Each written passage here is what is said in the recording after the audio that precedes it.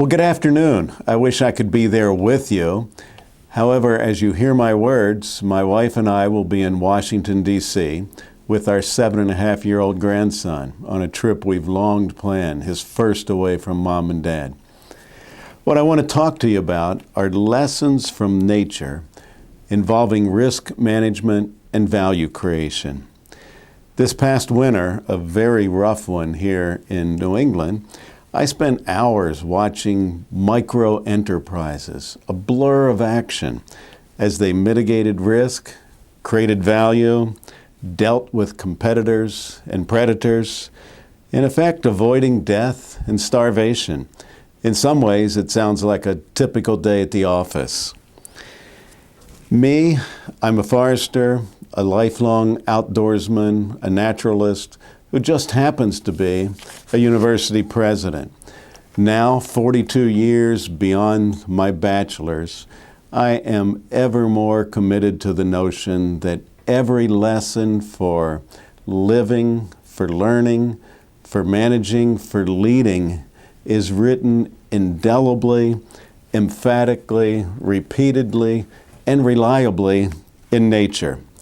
Let me give you an example of a powerful lesson I drew from nature while in Alaska, serving as chancellor of the University of Alaska Fairbanks. From our campus, I learned on a very clear day we could actually see Mount McKinley, North America's highest, at 20,320 feet. However, in my first 2 months, always cloudy, never able to see the mountain. We had scheduled sometime in early September to drive the 90 miles to the entrance of Denali National Park. We did. We hopped aboard a single-engine Cessna and flew the additional 90 miles back to Kantishna, a lodge and a gravel landing strip about 18 miles north of the mountain. Cloudy all the way back. We could see the lower third of the mountain. And even in that amount of vision, just spectacular, magnificent, with glaciers, rock faces, snowfields. We landed at the gravel airstrip. Even if it had been clear, we couldn't have seen McKinley from the strip because 3,500 foot Mount Quigley stood to the south of Kantishna, blocking our view. Next morning, we arose. I rose, the sky perfectly clear on the north side. However, you can never tell. The mountain might have still been cloaked in clouds. I decided to get ahead of my colleagues, put the hiking boots on, and begin to climb Quigley. The ascent very smooth. I watched with great pride, a sense of smugness, in fact, as the Kantishna airstrip began to shrink as I ascended above it. And finally, near the top of Quigley, I was feeling full of myself. Man, I'd gotten up, I'd climbed Quigley, the airstrip was barely visible in the valley below, and as the trail began to flatten, I'd been watching my footfalls, didn't want to fall on my face, and as the trail flattened, I felt something. I sensed the presence of something. You know how you feel when you think somebody's watching you or looking at you? I sensed that kind of presence. And I stopped, took my gaze to the south, and there before me was something unlike anything I'd ever seen before. My eyes first looked horizontally and then up and up and up and up, and there before me, 18,000 vertical feet of snowfields, glaciers, rock faces. This gleaming white monument stood in the morning sunlight, and in that instant, I felt absolute humility. I had done nothing in climbing Quigley. In fact, everything I had done in the 50-some years before that felt insignificant. However, at that same time of total humility, I felt absolute inspiration. My lesson that I want to convey to you from that experience is that we need, all of us, to employ humility and find inspiration in everything we do. Shift gears now to a simple flower. The purpose of that flower is to attract pollinators and to produce viable seed. Louis Schwartzberg, in Nature, Beauty, and Gratitude, observed, "Beauty and seduction are nature's tools for survival." How does that relate to what you do in running your enterprises? Stop and think about any advertising media. It depends entirely on seduction and beauty. Shift gears now to a little bit larger enterprise, a much larger enterprise, an oak tree. It's massive, it's stationary, it's long-lived. The oak tree the oak enterprise seeks to flourish, to reproduce, to provide for future generations, to be the mighty oak. Henry Wadsworth Longfellow observed, "The purpose of a tree is to grow a little new wood each year." And so it is with the oak. But there are risks. Wind, a powerful risk. The tree has to produce, in risk mitigation, wood for the stem, for the branches, for the trunk, and for the roots, year after year after year. Another risk is competition from other plants. A mitigation strategy that the oak employs is to be ever growing, capturing more territory, accessing additional resources in the soil by extending the roots, and seeking more and more direct sunlight by extending its branches horizontally and vertically. The oak, like any enterprise, has only limited resources to allocate to the different parts of the tree. Does it extend? Does it allocate those resources to wood, roots, leaves, today's enterprise, or to flowers and acorns that do nothing for the tree itself, but extend the business forward? It's a constant balance in any enterprise between enriching today's operation or investing in the future. The lesson is simple. Any enterprise must allocate resources thoughtfully, deliberately, systematically, and in some kind of balance. Some general lessons from oaks. Any enterprise is only as strong as its weakest link.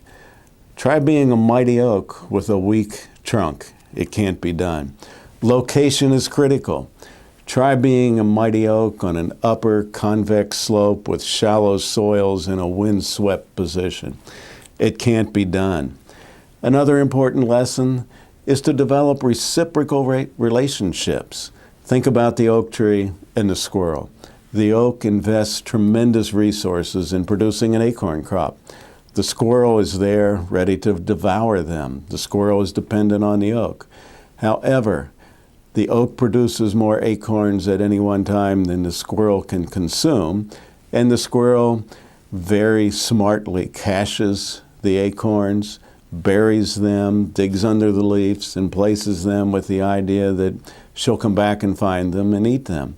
But squirrels aren't quite smart enough to remember every acorn planted, and in effect, for the tremendous price the oak tree pays in producing the acorns, the squirrel benefits, but instead, in turn, returns a favor in planting the acorns for the oak tree. It's a reciprocal relationship. Another lesson from the oak tree is to plan and prepare for adversity. Winter, all the oak trees here in New England dutifully went into dormancy in the late fall, preparing for that 6 months of adversity. It works quite well. Fire's a hazard. However, the mighty oak grows a thick, corky bark, and as the spring fire might rush through the stand, the bark is thick enough to keep the flames from doing any damage. The seedling's another story. The seedling, the fire burns through, appears to kill the seedling, but in fact, the roots stay viable, and after the fire passes through, dormant buds spring to life, and the oak seedling resprouts. It's great risk mitigation. I want to read to you now a poem from one of my favorite authors, Robert Service, a Brit who lived in the great northwest Yukon of Canada at the turn of the prior century, wrote a lot of powerful poems. This is just one of his volumes. And this poem is called Security. If I were there, I would ask and look for a response. Do any of you know what a limpet is? but I can't see your response, so I'll tell you. A limpet is a sea creature that is 2 or 3 inches tall. It grows in intertidal rocky zones, anchored firmly to the rocks. They're actually quite tasty raw, by the way. So here is security. There once was a limpet puffed with pride who said to the ribald sea, "It isn't I who cling to the rock, it's the rock who clings to me. It's the silly old rock who hugs me tight because he loves me so, and though I struggle with all my might, he will not let me go." Then said the sea, who hates the rock that defies him night and day, "You want to be free? Well, leave it to me. I'll help you to get away. I know such a beautiful silver beach where blissfully you may bide. Shove off tonight when the moon is bright, and I'll swing you there by my tide." "I'd like to go," said the limpet low, "but what's a silver beach?" "It's sand," said the sea, "bright baby rocks, and you shall be lord of each." "Right-o," said the limpet, "life allures, and a rover I would be." So greatly bold, she slacked her hold and launched on the laughing sea.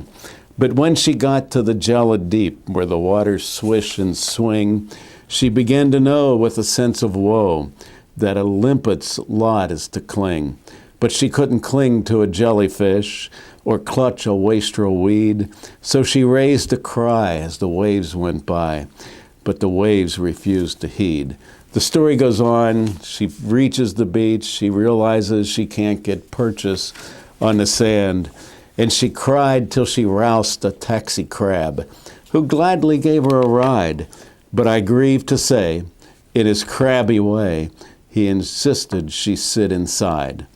So if of the limpet breed ye be, beware life's brutal shock. Don't take the chance of the changing sea, but cling like hell to your rock. The lesson there, pretty simple. Stick to your values, cling to your principles, hold to your beliefs. It's essential for any enterprise. So, whether a sparrow or a mighty oak, a corner grocer, or a multinational corporation, the nature-based enterprise tenets are the same. Choose the right location. Compete effectively. Watch for predators. Live long. Anticipate and prepare for adversity. Partner with others. Plan for succession into the future. Beware the siren song of beauty and seduction. Add a little new wood each year and cling like hell to your rock. So nature's lessons for risk mitigation and value creation, they're tried and true. They're honed through the eons. They're shaped by evolution. Many, many more lessons, I am certain, await our discovery. What more can we learn? What more should we learn? All of us want to learn. We need to know what those lessons might be.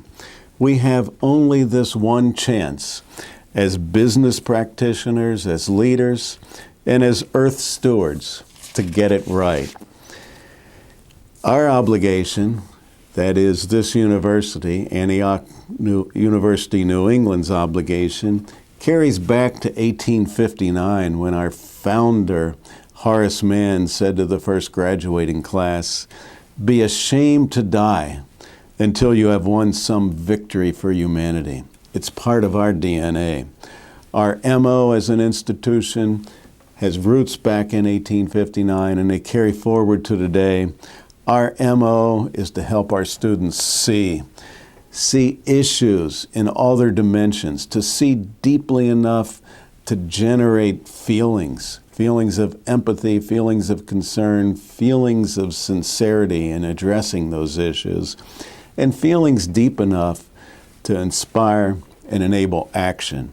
Because unless we act, nothing changes. Our action with respect to nature-based leadership is we are creating a nature-based leadership institute here at Antioch, New England. And I urge you to do the following. Watch for more. Keep track of us.